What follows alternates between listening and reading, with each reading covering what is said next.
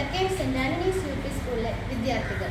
ഞാൻ നദാ ഫാത്തിമ, ഇത് Chris Manoj, Jobina Binu, Pankaj V ശാസ്ത്ര.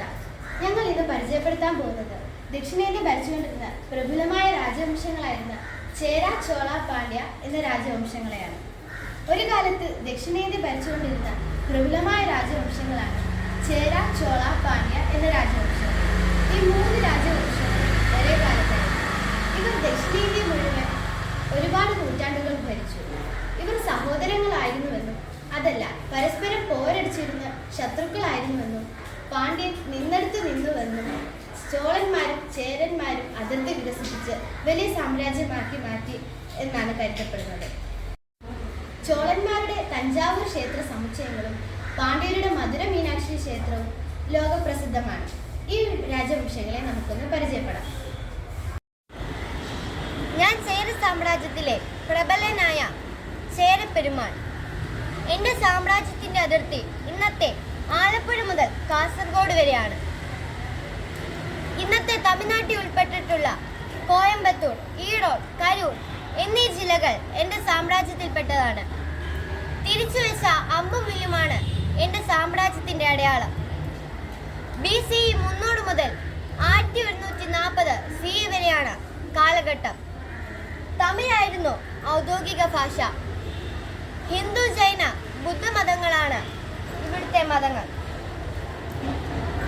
ചേര എന്നുള്ളതിൽ നിന്ന് ചേരളവും അതിൽ നിന്ന് കേരളവും ഉണ്ടായതെന്നും അതല്ല ചേര പ്ലസ് അളം, അതായത് കുഴഞ്ഞ മണ്ണെന്നും അതായത് നദീതട സമ്പന്ന ഭൂമിയാണെന്നും അഭിപ്രായമുണ്ട്.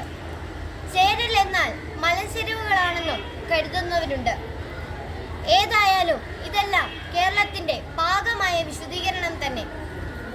എൻ്റെ സാമ്രാജ്യത്തിന്റെ തലസ്ഥാനം ഈ വിവിധ കാലങ്ങളിലായി മുസരീസ്, കരൂർ, കുലശേഖരപുരം എന്നിവയാണ്. ഞാനാണ് ചോള സാമ്രാജ്യത്തിലെ രാജാവ് വീരരാജേന്ദ്ര ചോളൻ.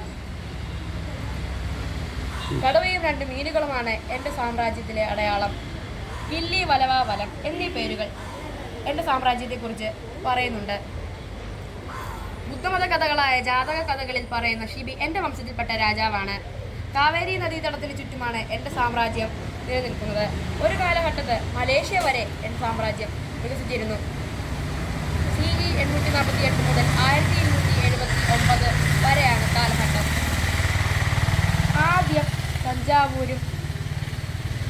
ആദ്യം തഞ്ചാവൂരും പിന്നെ ഗംഗൈകൊണ്ട ചോളപുരവുമായിരുന്നു തലസ്ഥാനങ്ങൾ. പാണ്ഡ്യ രാജവംശത്തിലെ പ്രമുഖ രാജാവായ നെടുഞ്ചെരിയ പാണ്ഡ്യനാണ് ഞാൻ. BCE 270 മുതൽ 1618 CE വരെ കാലഘട്ടം. തമിഴകത്തിൻ്റെ ഏറിയ പങ്കും ശ്രീലങ്കയും ഇതിൻ്റെ പാണ്ഡ്യ രാജവംശത്തിന് കീഴിലായിരുന്നു. ഹിന്ദു, ജൈന, ബുദ്ധമതങ്ങൾ നിലവിലുണ്ടായിരുന്നു. തമിഴ്, കൊടും തമിഴായിരുന്നു ഭാഷ. മധുര, തെങ്കാശി, മധുര എന്നിവ നിലവിലുണ്ടായിരുന്നു. കൊർക്കെ, തെങ്കാശി, മധുര എന്നിവ വിവിധ കാലങ്ങളിൽ തലസ്ഥാനമായി.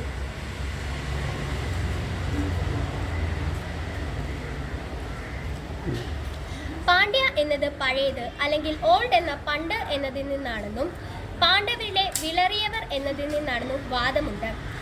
ഏതായാലും സംഘകാലഘട്ടത്തിന് മുമ്പ് ഉണ്ടായിരുന്ന പൗരാണിക രാജവംശമായിരുന്നു പാണ്ഡ്യ രാജവംശം. വേറൊരു കൗതുകം എന്തെന്നാൽ ഇതിൻ്റെ സാമ്രാജ്യ അതിർത്തി നൂറ്റാണ്ടുകളോളം കുറയാതെ കാത്തു എന്നതാണ്.